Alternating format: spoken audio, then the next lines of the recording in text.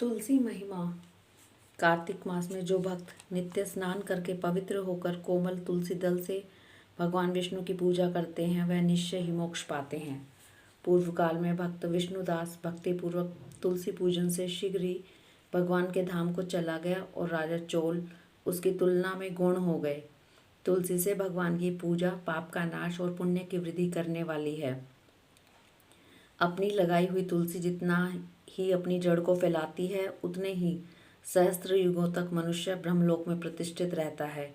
यदि कोई तुलसी मिले जल में स्नान करता है तो वह पाप मुक्त होकर धन्य हो जाता है।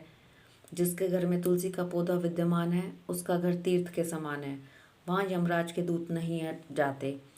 जो मनुष्य तुलसी काष्ठ संयुक्त गंध धारण करता है कोई पाप उसके शरीर का स्पर्श नहीं करते। जहाँ तुलसी वन की छाया हो वहीं पर पितरों की तृप्ति के लिए श्राद्ध करना चाहिए। जिसके कान में, मुख में और मस्तक पर तुलसी के पत्ते की छाया दिखाई देती है तो उस पर प्रेत की छाया नहीं पड़ सकती। आदिकाल में हरिमेधा और सुमेधा नामक दो ब्राह्मण थे।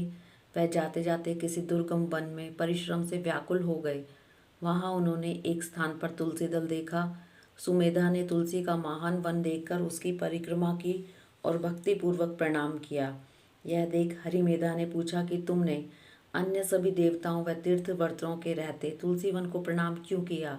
तो सुमेधा ने बताया कि प्राचीन काल में जब दुर्वासा के शाप से इंद्र का ऐश्वर्य छिन गया तब देवताओं और असुरों ने मिलकर समुद्र मंथन किया तो धन्वंतरी रूप भगवान श्री हरि और दिव्य औषधियाँ प्रकट हुई। उन दिव्य औषधियों में मंडलाकार तुलसी उत्पन्न हुई जिसे ब्रह्मा आदि देवताओं ने श्री हरि को समर्पित किया और भगवान ने उसे ग्रहण कर लिया।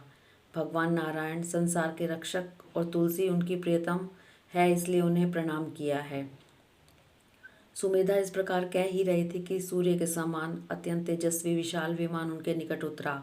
उन दोनों के समक्ष ही वहाँ एक बरगद का वृक्ष गिर पड़ा और उसमें से दो दिव्य पुरुष प्रकट हुए। उन दोनों ने हरिमेधा और सुमेधा को प्रणाम किया।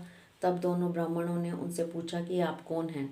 तब उनमें से जो बड़ा था वह बोला, मेरा नाम आस्तिक है। एक दिन मैं नंदन वन में क्रीड़ा करने गया था तो देवांगनाओं ने मेरे साथ इच्छानुसार विहार किया। उस समय उन युवतियों के हार के मोती टूटकर तपस्या करते हुए लोमश ऋषि पर गिर पड़े। यह देखकर मुनि को क्रोध आया। उन्होंने सोचा कि स्त्रियां तो परतंत्र होती हैं, अतः ये उनका अपराध नहीं, दुराचारी आस्तिक ही शाप के योग्य है। ऐसा सोचकर उन्होंने मुझे शापित किया। अरे तू ब्रह्म राक्षस होकर बरगद के पेड़ पर निवास कर। जब मैंने विनती से उन्हें प्रसन्न किया तो उन्होंने शाप से मुक्त की विधि सुनिश्चित कर दी और कहा कि जब तू किसी ब्राह्मण के मुख से तुलसी दल की महिमा सुनेगा तो तत्काल तुझे उत्तम मोक्ष प्राप्त होगा। इस प्रकार मुक्ति का शाप पाकर मैं चिरकाल से इस वट वृक्ष पर निवास करता था। आज देववश आपके दर्शन से मेरा छुटकारा हुआ है।